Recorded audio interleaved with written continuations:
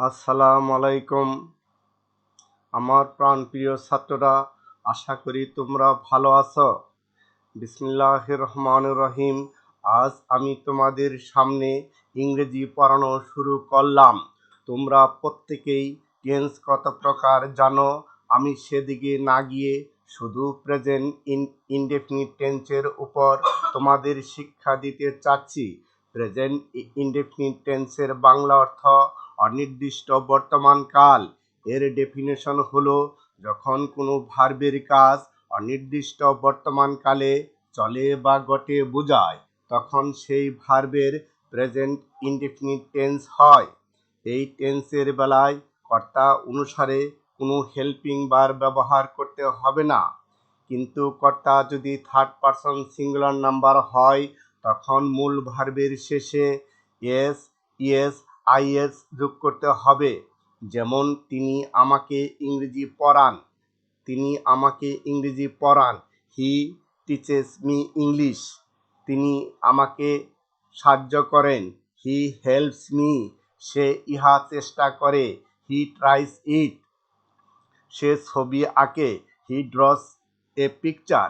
এভাবে সর্বোপরি টেন্সটি চিনবে কিভাবে, তার উপর কিছু শিক্ষা আমি তোমাদের দিচ্ছি। যখন বাংলা ক্রিয়ার উচ্চারণ হব অ, আ, এ, ই, ও দিয়ে, তখন বুঝবে এইটি প্রেজেন্ট ইনডেফিনিট টেন্স। অথবা লেখায় যখন থাকবে অন্ত্যস্ত অ, দন্ত স, দন্ত ন, রস্বই, এগুলো যদি লেখায় থাকে, তাহলেও বুঝবে এটি প্রেজেন্ট ইনডেফিনিট টেন্স। কোনটি চিরসত্য, কোনটি হ্যাবিচুয়াল সত্য, এরকম ভাবাভাবির বোঝাবুঝির দরকার নেই। আমরা টেন্সটি চিনব আমাদের মাতৃভাষা দিয়ে, আমাদের বাংলা দিয়ে। এইভাবে যদি তোমরা বাংলা ধরতে পারো, বুঝতে পারো, তাহলে টেন্সটি তোমরা সুন্দরভাবে বুঝবে এবং প্রয়োগ করে ইংরেজি লিখতে এবং বলতে পারবে। এবং আমি আরও কিছু উদাহরণ তোমাদের সুবিধার্থে দিচ্ছি। যে সকল ভার্বের শেষে double S, H, S H, C H, X এবং একটি মাত্র ও থাকবে, সেই সকল ভার্বের শেষে ই এস যোগ করতে হবে। যেমন, সে মাছ ধরে। মাছ ধরে, ধরা ইংরেজি কি? ক্যাচ। ক্যাচ স্পেলিং করো CATCH। এই ভার্বের শেষে সিএইচ আছে। এখন এই ভার্বের শেষে ইএস যোগ করে তোমাদের ইংরেজি বলতে এবং লিখতে হবে। হি ক্যাচেস ফিশ। সে অঙ্ক করে। তাহলে এই ভার্ব হলো করে। করা ইংরেজি এখানে কি? ডু। এই ভার্বের শেষে একটি ও আছে, এখানে ইএস যোগ করতে হবে। হি ডাজ সাম। এবং কোনো ভার্বের শেষে ওয়াই থাকলে এবং তার আগে কনসোনেন্ট থাকলে উক্ত ওয়াইকে আই করে ইএস যোগ করতে হবে। যেমন, সে ইহা চেষ্টা করে। He tries it.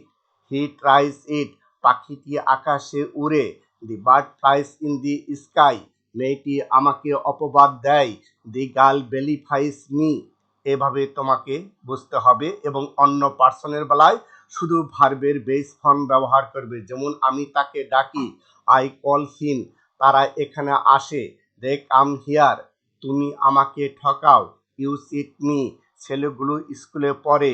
The boys read in school. মেয়েগুলো বাগান থেকে ফুল তুলে। The girls pluck flower from the garden.